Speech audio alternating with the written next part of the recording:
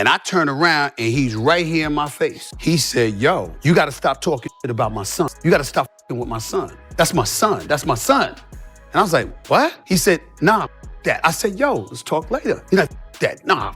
LeBron James didn't just win a game that night. He lit up the whole arena with a courtside confrontation that nobody saw coming. During an NBA matchup, he walked straight towards Stephen A. Smith and delivered a tense message face-to-face. This wasn't random heat either. It came after months of Smith openly criticizing and questioning Bronny James on live television. The tension had been building, and when it finally snapped, it snapped in public. What happened next only made the situation louder and more intense. To understand why LeBron made that move, you have to rewind to March 6, 2025. The Los Angeles Lakers were hosting the New York Knicks at Crypto.com Arena. Stephen A. Smith was sitting courtside right next to Ari Emanuel, CEO of Endeavor, and comedian Larry David. Big names, bright lights, national TV. This wasn't some quiet corner of the gym. The Knicks and Lakers were battling hard, and the Lakers pulled out a 113-109 overtime win. But the real drama didn't show up on the scoreboard. In the third quarter, during a routine timeout, LeBron broke away from the huddle and walked directly towards Smith's seat. Cameras didn't catch the audio, but the body language said everything. Smith later explained on the Gills Arena podcast that the exchange lasted about 8 to 10 seconds. LeBron walked off with a serious scowl, and Smith stayed silent. No shouting, no scene, just intense eye contact and sharp words. Most people in the arena barely noticed at first, but fans nearby had their phones up. Within minutes, the clip was flying across social media like wildfire. Smith later said he believed something specific triggered LeBron that night. It wasn't just months of commentary. It was something LeBron saw during that timeout, something in his son's face. I remember during a timeout in the first quarter, seeing Bronny. And Bronny looked over at me, and he had this sad look on his face. And I'm imagining Pop saw that it hit him, and he couldn't hold it, and he rolled up. That detail changed the whole mood of the story. LeBron didn't call Rich Paul. He didn't set up a private meeting. He didn't wait until after the final buzzer. He reacted right there in real time. What people saw wasn't just a superstar confronting a media personality. It looked like a father stepping in because he felt his child was being hurt publicly while watching it unfold. Smith made a calculated decision in that moment. Sitting next to powerful figures in entertainment on a nationally televised court, he knew any reaction would explode into a bigger headline. So he stayed seated. He let LeBron speak. He didn't fire back. That silence was strategic. Still, the internet did not stay quiet. The video spread across X, Instagram, and every major sports outlet within hours. By the next morning, it was everywhere. Smith woke up to nonstop texts and calls from ESPN, his agent, and colleagues. What he chose not to address courtside had now turned into the biggest sports media moment of the week. But this story didn't start in 2025. It goes back years to a bold declaration LeBron made about his son and the NBA. As far back as 2018, LeBron made it clear he dreamed of playing alongside Bronny one day. Then, in February 2022, he put it in writing. If you want me draft Bronny, wherever Bronny is at, that's where I'll be. I would do whatever it takes to play with my son for 1 year. It's not about the money. That wasn't subtle. That was a public mission statement. In March 2023, he doubled down, saying Bronny was better than some of these cats I've been watching on League Pass. That line sent shockwaves through basketball circles. From that point forward, every scout, analyst, and commentator evaluated Bronny through a spotlight his father helped switch on. Fair or not, the expectations were sky high. Bronny's path wasn't simple. In July 2023, during a USC summer workout, he suffered cardiac arrest. It was a serious health scare, but he recovered and worked his way back. After one limited college season, he declared for the 2024 NBA draft and was selected 55th overall by the Lakers. That alone was historic, but it also sparked heavy debate. At that time, Stephen A. Smith wasn't attacking the move. Stephen A., I'm going to start with you. We got Stephen A. and CJ McCollum here. Who do you think should draft Bronny? DJ, go ahead. I think the Lakers should draft him. I think if you look at the development process of him being able to play alongside LeBron James, arguably the greatest player of all time. On First Take, he actually defended LeBron against nepotism accusations. He argued that LeBron had earned the right to want this moment. He pointed out that family connections have always existed in sports and business, especially in powerful circles. Smith even said the real pressure should be on Coach J.J. Redick to manage the spotlight, not on tearing down the James family. That context makes the later confrontation even more layered and intense. I think that the Lakers are in a position right now where they need to be patient with him. They need to understand that it takes time to grow and develop. I completely agree with you if Bronny's going to be in the G League developing. I do not agree with you. At that stage, Stephen A. Smith wasn't questioning Bronny's talent. That wasn't his focus. His concern was the situation, putting a young player inside the Lakers locker room with LeBron under a spotlight brighter than anyone else on the roster. Smith saw it as a pressure cooker, not about skill, but about emotion, media noise, and nonstop scrutiny swirling around the team every single day. If he's going to be inside that Lakers locker. And the reason why is because of the combination of other players who are going to be in the locker room, combined with the media that comes with being in Tinseltown when you're a member of the Los Angeles Lakers. You talk about a distraction. And here's the key detail. Back in June 2024, Smith was still speaking with a tone of support. He wasn't clowning Bronny. He wasn't demanding he get shipped out. He was pointing at what he believed were structural risks. Big difference. In his view, it wasn't personal. It was about the environment LeBron had created by publicly promising to play with his son. Those risks started showing up as the season unfolded. On October 22nd, 2024, opening night, LeBron and Bronny made history as the first father and son to share an NBA court. The Griffey family, Ken Griffey Sr. and Jr., were in the building to witness it. Cameras flashed, headlines exploded. It was the dream LeBron had spoken into existence for years, and it finally happened. But once the emotions settled, reality stepped in. As Smith later said on air, history is beautiful, but the NBA is still about production. Over the next few months, the numbers told a tough story. By late January 2025, Bronny had appeared in 13 NBA games. He logged 44 total minutes. He scored 4 points. He shot 1 for 16 from the field. His stat line showed 0.3 points, 0.3 assists, and 0.4 rebounds per game. In the G League, he looked more comfortable, putting up around 13 to 16 points in limited runs.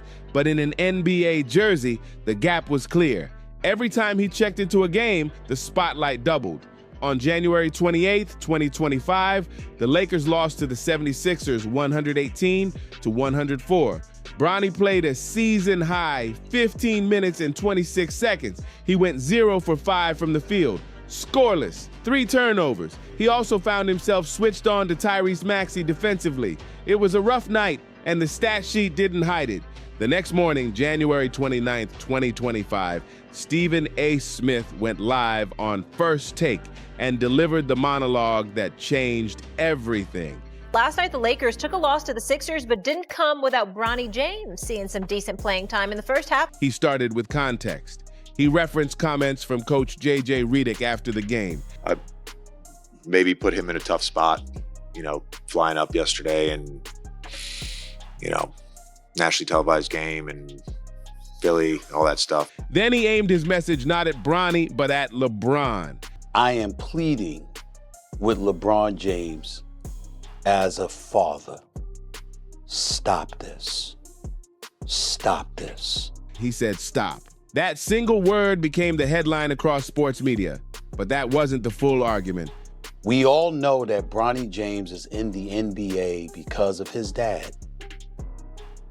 The first game of the season, opening night, the Griffeys in attendance, father-son duo playing in an NBA game for the first time. Smith laid out the numbers on air. Bronny James is averaging 0.3 points, 0.3 assists, and 0.4 rebounds. You know what people are saying. You know what they're going to do to this kid. In 13 games, he has played 44 minutes. He has scored 4 points. He is shooting 1 of 16 from the field, 0 for 7 from three-point range. How are you doing him favors? He framed it as a plea to a father. He said he understood the dream, but questioned the timing and the stage it was happening on. Then he used a boxing analogy. He brought up Joe Frazier putting his son Marvis in the ring with Larry Holmes, an example of a legendary father acting out of love who may have exposed his son too early.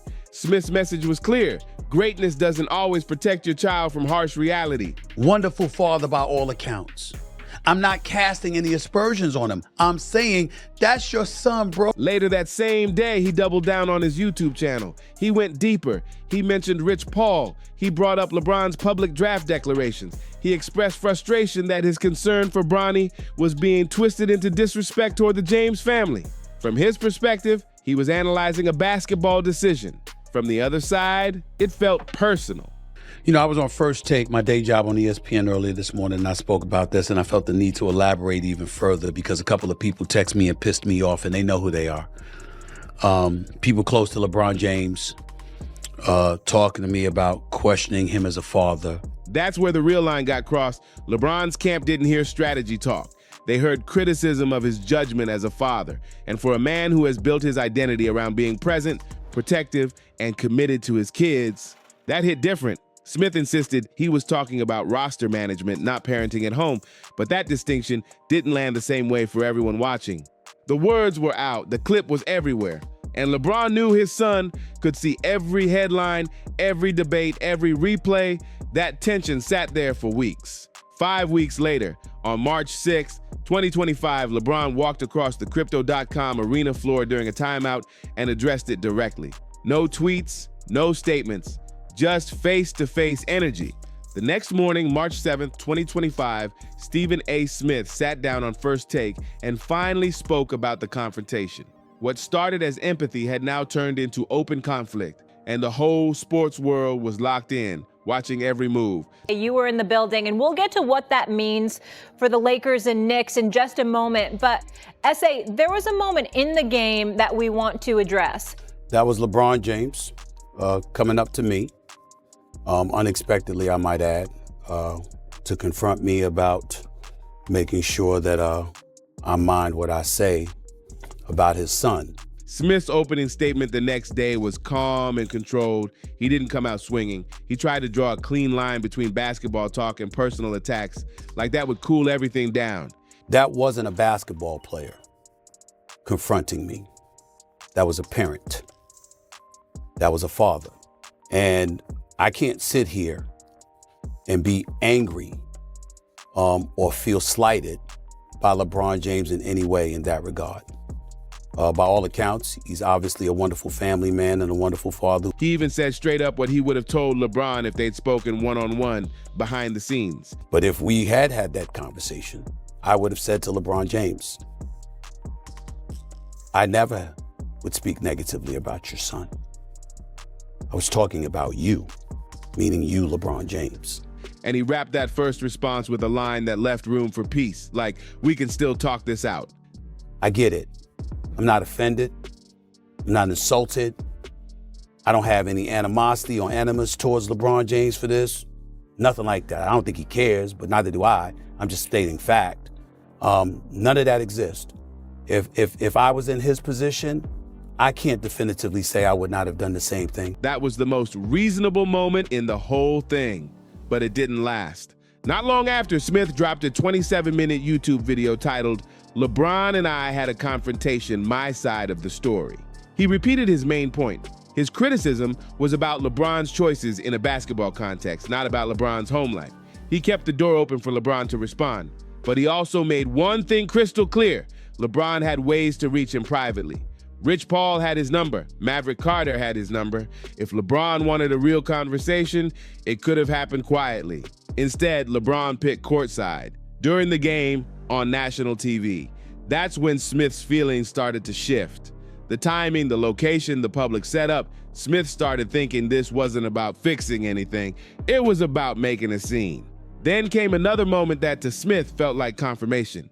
Before a Celtics game on March 8th, LeBron had a quick exchange on a hot mic with broadcaster Richard Jefferson, and he described the confrontation as being about personal fatherhood-level criticism. To Smith, that was the giveaway. LeBron wasn't separating basketball decisions from personal attacks. In LeBron's mind, it was all the same. Around March 11th or 12th on the Gills Arena podcast, Smith's tone flipped hard. He called LeBron's approach weak and bulls. And to keep it clean, the point was he thought it was straight up fake tough talk.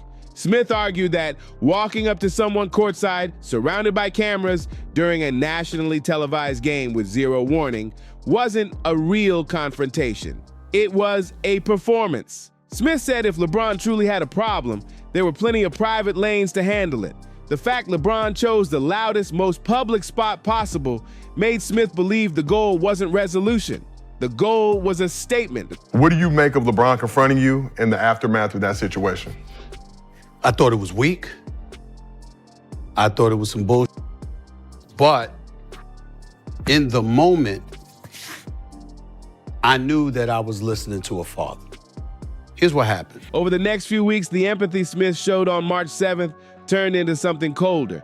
In his view, LeBron kept twisting the story and acting like Smith had gone after a 20-year-old kid when Smith insisted he was criticizing LeBron's decisions that created the situation in the first place. Smith felt like he was getting painted as the villain in a storyline LeBron was shaping in real time. When we're talking about the Lakers, that's about LeBron, not Bronny. Bronny wanted to get drafted by any NBA team. He wanted to hear his name. It was LeBron that wanted him as his teammate. What I'm saying to you is, if LeBron had rolled up on me, all he had to say. And Smith didn't change his core argument. He kept saying the same thing he'd been saying since January. LeBron, in Smith's view, helped set up the pressure around Bronny. LeBron was the one who went public and said his son was better than NBA players before the draft. LeBron was the one who publicly linked his own career plans to wherever Bronny ended up. So when the media went crazy over Bronny's struggles, Smith argued that didn't just happen to the family. It was the direct result of decisions made on a huge public stage. Then the feud got even deeper. LeBron didn't speak publicly for about 3 weeks after the courtside moment. When he finally did, he didn't do it in a press conference or a quick locker room clip. He went on The Pat McAfee Show on March 26, 2025 for over an hour, broadcast on ESPN and YouTube, and he addressed Stephen A. Smith directly. LeBron's message was simple. He can live with basketball criticism. Players get criticized. That's part of the deal. Never would I ever not allow people to talk about the sport, criticize players about what they do on the court. That is your job, to criticize or to, be in a position where, okay, if a guy's not performing, that is all part of the game. But where he drew the line was personal shots. That's what he said bothered him the most. But when you take it and you get personal with it, it's my job to not only protect my damn household, but protect the players. Smith's response came on First Take, and it was one of his sharpest monologues. He didn't just defend himself, he went piece by piece, pushing back on what he saw as LeBron trying to rewrite the public record. Smith repeated that the January 29th segment wasn't an attack on Bronny.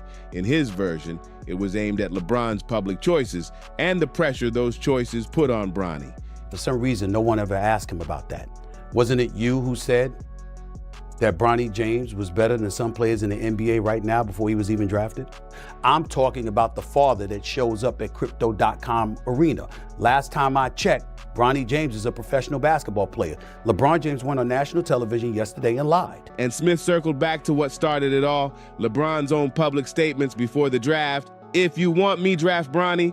Wherever Bronny is at, that's where I'll be. Plus the talk about Bronny being better than NBA players. Smith's point was that LeBron didn't just dream this into existence. He also built the spotlight that came with it. And that spotlight hit Bronny first. He said that I have no problem with you talking about the game. What did I say about Bronny James other than at the time he wasn't ready? That was it. I said nothing else. So if that's the issue, and I pointed to LeBron James and the fact that you've circumvented a meritocracy just to get your wish. Then Smith pulled in something that had been simmering under this whole drama, the GOAT debate. He has never ranked LeBron James as the greatest of all time. For years, he's put Michael Jordan at number 1. On air, Smith argued that LeBron's frustration with him wasn't really about Bronny at its core. He said it was about that legacy conversation. This man is in his feelings. I wonder why. Could it be because I don't believe you're the GOAT? Because I'll never believe you're the GOAT? Because I have you number 2 at all times? Smith also pointed out a detail that hadn't been highlighted before. The day LeBron stepped to him courtside was the exact same day Smith's new ESPN contract was publicly announced. Cameras were already locked in. Attention was high. Smith suggested LeBron understood that the moment would be captured from every angle and chose that timing on purpose. The day he came up to me was the day my new contract was announced. So he knows, like everybody else, it's gonna be a little while before I go away. On March 27th, Smith dropped another YouTube video titled, "LeBron, the Lies Keep Coming." That's when the tone went from tense to explosive. Smith flat out called LeBron a liar, more than once. He even referenced the Chris Rock Will Smith slap incident and said if LeBron had touched him, he would have swung back, while admitting he probably would have lost that fight.